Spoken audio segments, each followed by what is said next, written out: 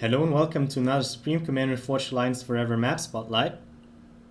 The next replay review is going to be an 8 vs 8 on this map, and since I won't have much time to talk about map specific factors in this replay review, I'll have to do so here. This map was made by Super, a Russian mapper and gamer, and it was made adaptive by CookieNoob. So it is one of the ultimate maps, and these have adaptive spawns depending on the number of players in the lobby, adaptive mixes, and reclaimables depending on the players and the host's preferences. The name of the map is Miracle Ultimate, and Miracle and Wonder are similar concepts, and Miracle is also sort of a Wonder Open spin-off in terms of gameplay and map design. So let's focus on the differences between Wonder Open and Miracle. So on Miracle, you have less fossil reclaim than on Wonder Open. You can see there are still tree groups, but overall you don't have as many. And the number of rocks you can reclaim is also lower than on Wonder Open, where you have those larger rocks as well as those huge fields of rocks like this one. Except on Wonder Open you have much more than just this one, right? So you're going to find less reclaimables around your base, but instead this map has wreckage on the flanks over here. So this is a Titan wreckage and some Striker wreckages in between the two flank players' bases, and this reclaim is usually going to be contested. And in the very center of the map you also have a huge field of rocks, which is worth reclaiming, and you have a couple of Magmarine wreckages, as well as two T2UEF transports and some T2 unit that died here. So I suppose the mid slots, this player should certainly send his ACU right after the factory to the center. These two should probably also send their ACU, and it is always an option to send your first engineer to the center as well to get additional reclaim. As for the flank players, it probably makes sense to minimize the travel time of your first engineer to this reclaim location, which is why you would probably place your factory around here or around here and send your first engineer there immediately to reclaim this. And of course you can assume that anybody who knows this map is going to be doing the exact same, which is why you probably need some raid or defense unit with your engineer to actually get more reclaim than the opponent. On top of these reclaimables, the map also has a couple of plateaus, which is quite similar to a pyramid. So the air player could be going second air transport first, third air transport first, or use a second air opening that is going for interceptors to try and shoot down the enemy transport, and then get the own transport later. And you would use the transport to grab the mass spot as well as the rocks and trees on top of this plateau and this plateau, and the same on this side pretty much. And there is a third plateau on both sides of the map here in the center, and this is contested between the air players or perhaps also the flank players. So since there's only one, it is in the center, it is not obvious who is going to be faster at getting it, and both air players may be fighting to get this. But you can also cliff build on it if you're on the flank spot. So what do you need to do to cliff build a factory on top of this plateau and just avoid getting the transport? Well, you would place your ACU here, and I suppose there are some trees in the way.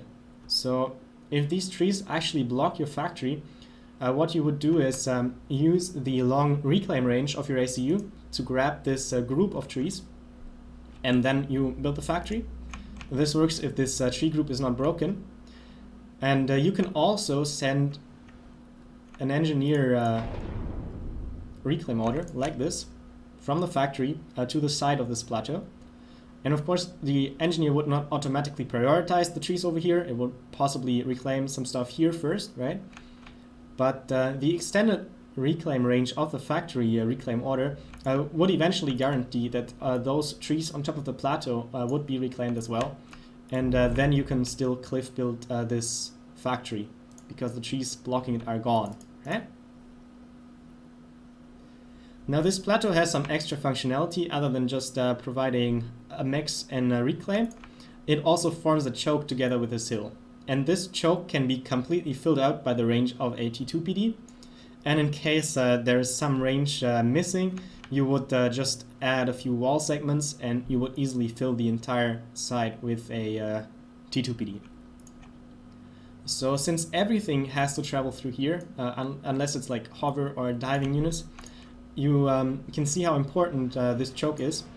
And I suppose being on a low factory, high power setup for a fast ACU T2 upgrade, or going fast T2 LAN and possibly get some Sparkies as a UF player, would guarantee that you can PD creep from here into the opponent's base very quickly. And you would not need many land units for that.